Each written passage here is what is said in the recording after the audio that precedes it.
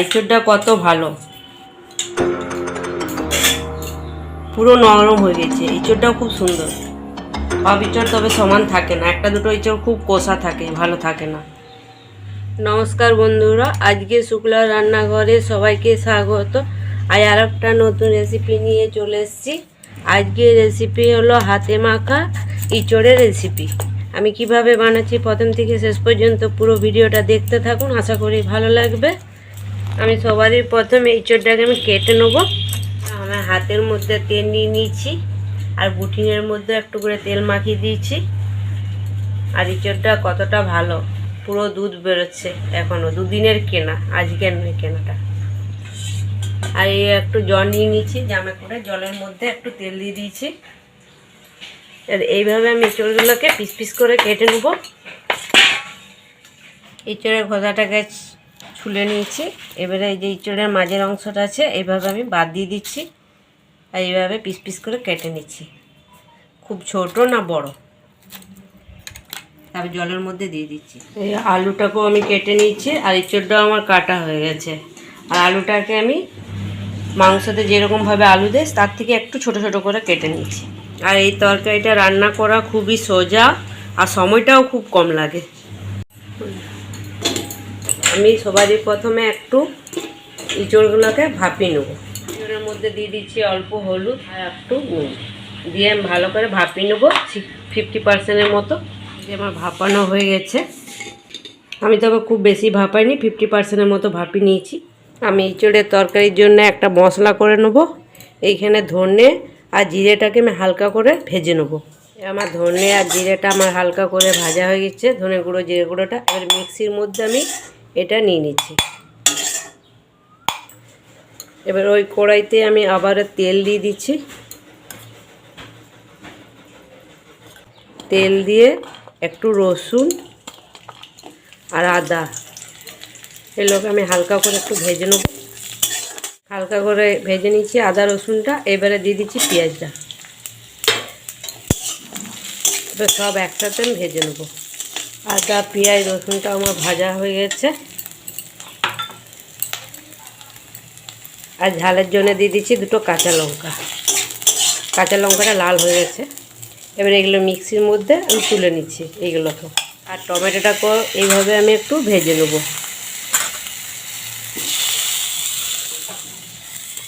বেশ কিছুক্ষণ ঢাকা দিয়ে দিচ্ছি। ঢাকা দিয়ে সিদ্ধ হওয়া তখন ভেজে নেবো টমেটোটা। টমেটোটা আমার অনেকটা নরম হয়ে গেছে। এবার টমেটোটাকেও মিক্সির মধ্যে নিয়ে এইগুলোকে আমি সব ঠান্ডা করে ভালো করে পেস্ট করে নেবো একসাথে। এবার ওই কড়াইতে আমি একটু তেল দিয়ে দিলাম, একটা তেজপাতা আর বেশ কিছুটা জিরে ফোড়ন, আর দিয়ে দিচ্ছি 1 চিমটি হিং। এবার এইগুলোকে দিয়ে আমি গ্যাসটা বন্ধ করে দেবো। ঠান্ডা করে আমি মশলাটা পিষে নিয়েছি, পিষা হয়ে গেছে আমার। যেহেতু আমি কুকারে করে করব, তাই কুকারে করে আমি এঁচোড়টাকে এখানে নিয়ে নিচ্ছি। আলুটা দিয়ে দিচ্ছি। এবার দিয়ে দিচ্ছি বেটে রাখা মশলাটা। দিয়ে দিচ্ছি পরিমাণ মতো নুন,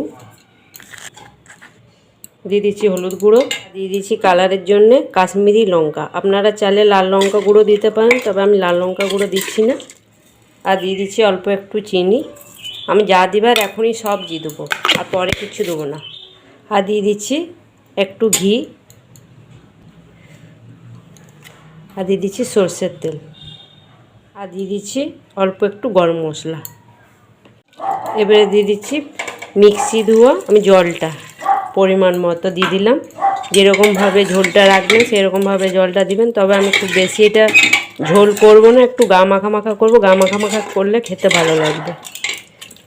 সব দিয়ে আমি ভালো করে এবারে মিশিয়ে দিচ্ছি। আমি যে তেলটা ফোড়ন করে রেখেছিলাম, ওই জিরে ফোড়ন আর তেজপাতা আর হিং এইটা দিয়ে দিচ্ছি এবারে এঁচোড়ের মধ্যে।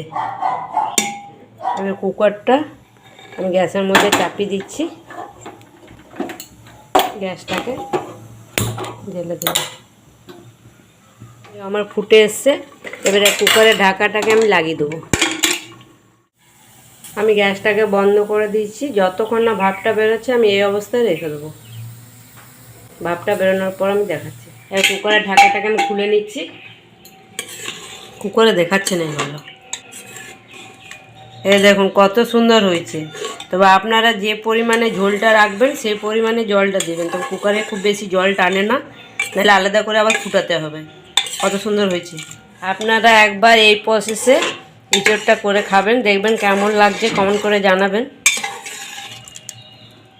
আজকের রেসিপিটা যদি আপনাদের ভালো লাগে অবশ্যই লাইক, শেয়ার, সাবস্ক্রাইব করবেন আর পাশে থেকে সাপোর্ট করবেন। ধন্যবাদ। তরকারিটা ঢালার পর বুঝতে পারছেন কেমন হয়েছে। এইভাবে গামাখা মাখা করলে খুব সুন্দর হয় তরকারিটা।